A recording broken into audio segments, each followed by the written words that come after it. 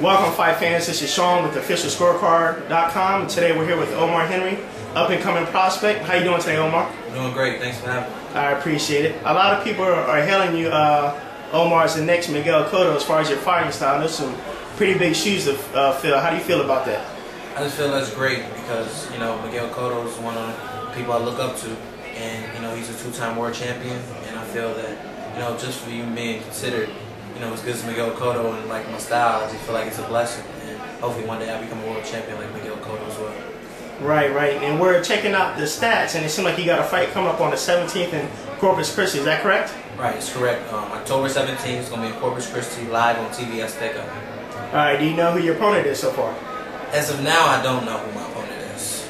Okay. Now, with your opponents, I mean, you're knocking everybody out right now. Is it just your skills, or are you studying tapes of the fights, or is it just your overall skills that's just dominating people? I just feel it's my overall skills because I don't study any of my opponent's tapes so far. I don't know anybody I fought. I just go in the ring and I adjust as soon as I get in there. And, people are seeing my skills, and they still haven't seen just a little bit of my skills. They're seeing my power right now as of now, but eventually they're going to see I'm an all-around boxer. I can do everything. I can punch, I can box, the whole package. And, it's a blessing. What's your workout consist of? You doing 2-3 hours? Are you doing 2 days at the gym? What's your workout like? My workouts is pretty extreme. I mean, I run at 5:30 in the morning at Memorial Park for 3 miles, sometimes 6 miles. I do swimming at 6 o'clock in the morning. I do 30 minutes straight at 24-hour fitness. And then with both days, it alternates. One day, Monday, I might run. Tuesday, then I might go swimming. Keep alternating. Then later on that day, a couple hours later, I'm back in the gym. Sparring and in the bag or whatever. So before I even start my boxing, I'm already worked out already. So I'm already pushing myself. Well, on top of all that, we hear that you're in college too. Are you a full-time, part-time college student? What are you doing? And what are you majoring in? I'm a full-time college student. I go to ACC Central and ACC Southwest, West Loop. I'm majoring in political science right now. Okay, so over at Savannah Gym, are they pushing college education, or just, it seems like there's quite a few people going to college over there. Is that just your own personal thing that you want to do? Yeah, I mean, of course, I learned from Juan from being in college and, going all the way, even as a world champion, still sticking with it all the way. And, I learned from my mom. My mom told me when I was young that, education will take you further than anything. And I just took her advice, and I'm in college, and, future, I'm going to be able to get me a degree, and when this box is over with, I'm going to have something to fall back on, because this box isn't forever. An degree, they can't take that from you. I guess you need political science to deal with the politics of boxing, huh? That's a good one. I like that. All right, the fans can appreciate Henry that you're as far as the social and that you're using that to your advantage. People knowing your fights are coming out. We see you on Twitter. Not sure if you got a Facebook or not, but you're interacting with your fans out there in the cyber world, and that's a good thing. So the money question is that everybody wants to know: Pacquiao. We've seen reports online. Apparently, Freddie Roach and some others take interest in you to being a sparring partner to get him ready for Miguel Cotto. What are your plans? Or have you accepted an offer? Or you just told us you're in school. Do you finish school, or is it going to be another time and another place for that to happen? I feel like it might be another time, another place for that to happen. Right now, I'm a full-time college student, so unfortunately, that will conflict with my schedule within college. College, they take a row, and you miss more than 4 or 5 days, you might get dropped out of your class. I pay money for my classes, right. And that's gonna be money down the drain. And I feel that it's an honor, it's a humble honor for me for even being considered one of the best pound-for-pound fighters, sparring partner. Don't get me wrong, but the only thing is it conflicts with my schedule. I know eventually one day I'll get the opportunity to spar one of the best. Eventually one day, but right now at this moment, it's not fitting into my schedule. Right. So talking to my management team about it, and it's not looking good right now as of now. Right.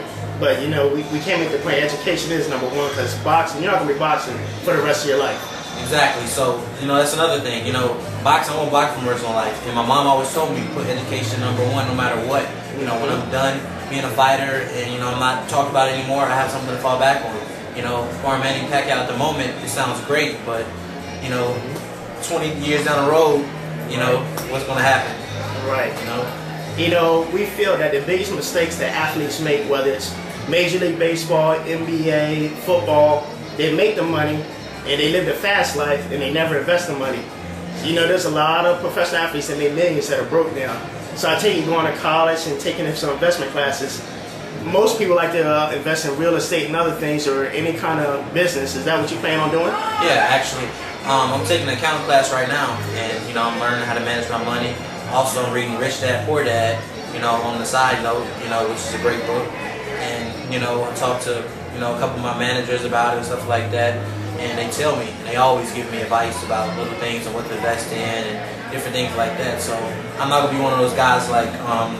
No disrespect, like Floyd Mayweather, like, you know, say throwing the money out like that. Right. Just making it rain. Yeah, no, I'm not one of those kind of guys. Okay. You know, it's just not part of my personality. You know, it might be them, but it's just not me, and I'm more, you know, more self-control. Yeah, self-control and keeping into may invest in property, homes, and stuff like that.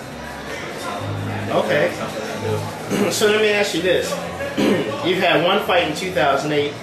4 going on 5 in 2009. How many fights do you want to have next year in 2010?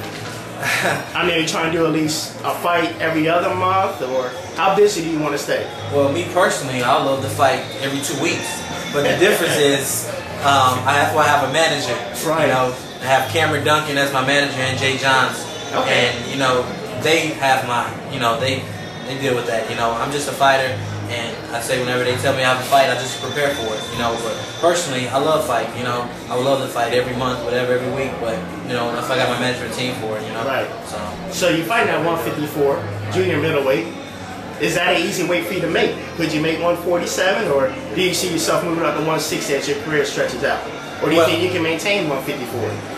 Well, at this moment right now, I cannot make 147. Okay. So I don't think I ever be seeing 147 ever. Okay. 154 sounds like a good weight to me, you know. I'm not the tallest guy in the world, so, you know, 160 and 168, them guys will have a huge advantage over me. Right. So at this moment right now, at 22, I think 154 is probably best for my career. Maybe later on, 10, 11 years down the road, maybe 160, something like that. But, you know, at this moment, I'm strong at this weight, as you see, and, you know, I think it's the best thing to stay at 154. All right, so being you're at 22 years of age right now, when do you want to see your boxing career winding down? 28, no more than 30 at the latest you want to be boxing?